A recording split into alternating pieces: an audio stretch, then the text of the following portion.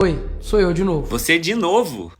Lá vem. Nos últimos dias veio à tona um dos maiores escândalos envolvendo aposentados e pensionistas do INSS. Veio à tona porque o governo Lula deu autonomia completa para a Polícia Federal investigar e prender os envolvidos. Claro, vão espalhar a narrativa de que tudo começou no governo anterior. Não é uma narrativa. As investigações apontam. Começou em 2019, quando o governo era do Bolsonaro. O que levou o governo Bolsonaro, em 2019, a apresentar a medida provisória 871, justamente para combater esse tipo de fraude em descontos.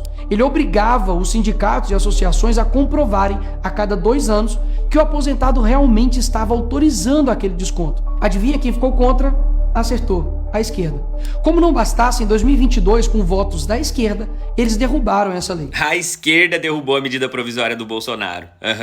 Olha como era a composição da Câmara dos Deputados em 2022.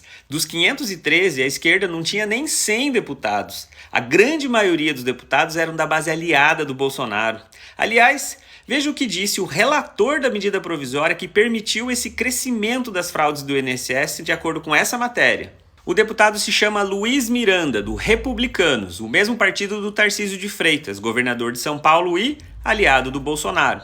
E ele manteve o desconto na folha do INSS a pedido de um youtuber chamado Sandro Gonçalves e também dos deputados Antônio Furtado, do União Brasil, mesmo partido do Ronaldo Caiado, e Ricardo Silva, do PSD. Não tem ninguém do PT, né? Engraçado. Mas olha o que ele disse no final da entrevista. Luiz Miranda afirmou ainda que o governo, na época, autorizou a inclusão. O governo da época era Jair Bolsonaro. Foi exatamente depois de derrubar esse mecanismo de proteção contra as fraudes que houve esse aumento absurdo de descontos indevidos. Sim, Nicolas. Esse mecanismo que você disse que poderia impedir as fraudes no INSS não foi derrubado pela esquerda. Primeiro porque ela era minoria no Congresso. Segundo que o próprio relator da medida provisória que derrubou o mecanismo disse explicitamente que a derrubada foi autorizada pelo governo Bolsonaro.